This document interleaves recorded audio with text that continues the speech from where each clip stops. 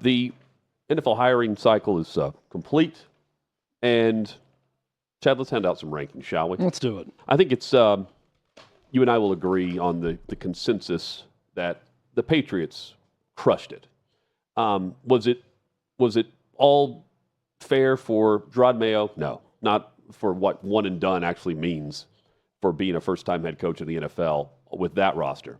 But Mike Vrabel is the perfect fit, and he joins the perfect organization to establish his culture that is also very similar to the Patriot way. It's the Mike Vrabel way in Foxborough, and that means great things for the Patriots and for Drake May. Yeah, with all of these, Hutton, we really considered fit with the hire. Yeah. And how it makes sense with ownership, with general manager, with everything that's already in place, with roster. And Mike Vrabel going back to New England to be the Patriots head coach and working for Robert Kraft again, a guy he always had a great working relationship with and has a lot of respect for, it just makes perfect sense. Yep. So that's why Mike Vrabel, I think, is pretty easy number one on our list. This is, if I were grading this just A through F, this is the only A+. This is the only A I would hand out throughout this. Yeah.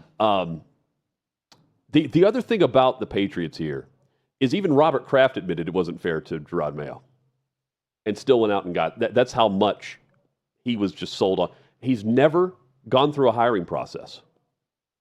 He's had Belichick, and then he's never had a coaching search. Yeah. And he did it here and still went with the guy that I think we all knew he would go with. The Bears with Ben Johnson coming in at number 2.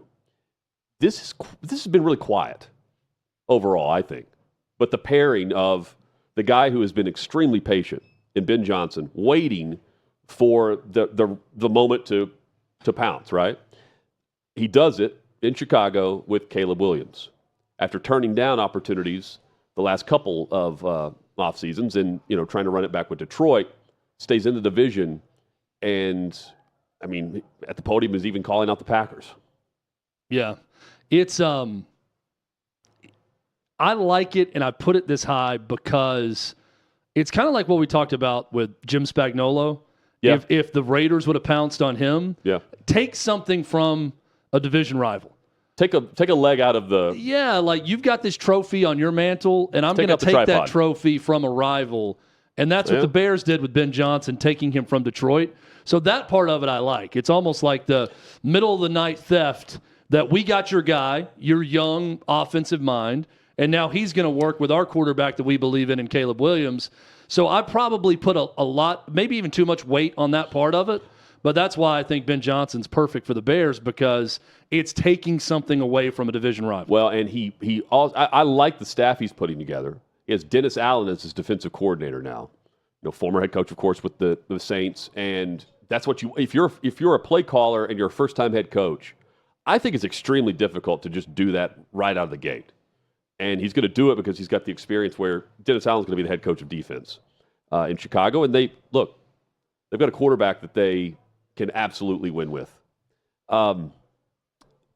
Speaking of taking out the tripod in Detroit, at number 3, we'll get to Aaron Glenn in a moment. At number 3, Pete Carroll. Going to Vegas here sets up, I think they're tipping their hand a bit at what they're doing at quarterback this offseason with the older coach. I like the experience.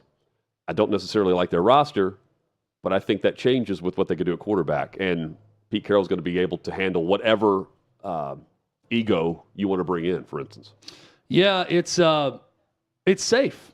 I mean, I think it's a guy who's had so much success in the league that you feel like you kind of know what you're getting. Still has a ton of energy. So I don't think the upside is higher than Mike Vrabel or Ben Johnson, the ceiling for Pete Carroll. But to me, it's a good, safe hire for the Raiders. So I would put our number 4 ahead of Pete Carroll, because I think the fit for Aaron Glenn is outstanding for the New York Jets.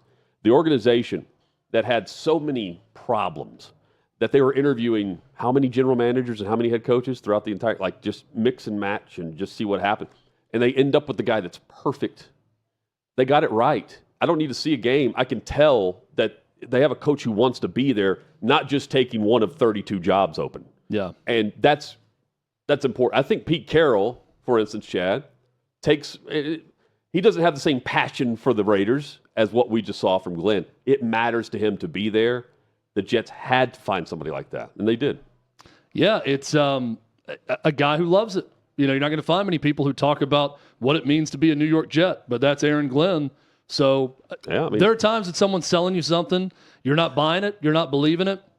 When Aaron Glenn is selling himself and what he wants the Jets to become in that press conference, I'm buying it. So I'll be dead wrong probably here, because he's coaching for the Jets. I like the passion that he's bringing to the job. So Ben Johnson, Pete Carroll, Aaron Glenn, I would give in some form or fashion B+ to B- in those, just because either first-time head coach or the safe play. Now we're getting into where I would grade the season Ds. Kellen Moore, next up in New Orleans. They didn't panic. They didn't jump out and just hire a coach for the sake of hiring a coach.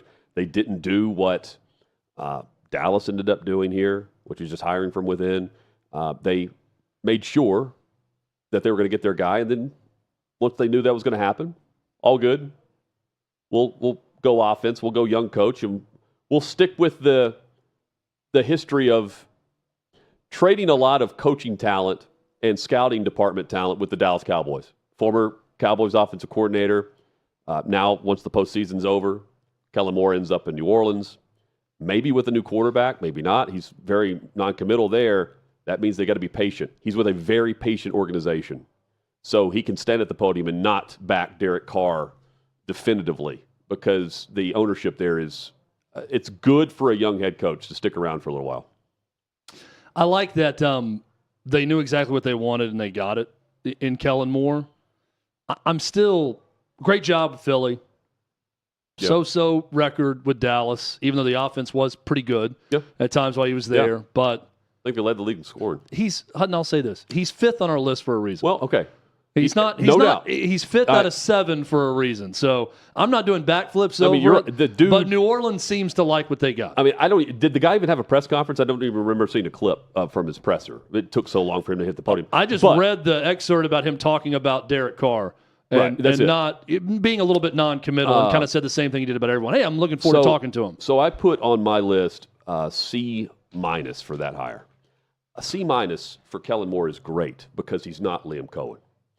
And, well, that's just, I put D+ just because they got the guy that they saw walk out the door. D+ and not an F because they didn't keep their general manager foolishly. Yeah.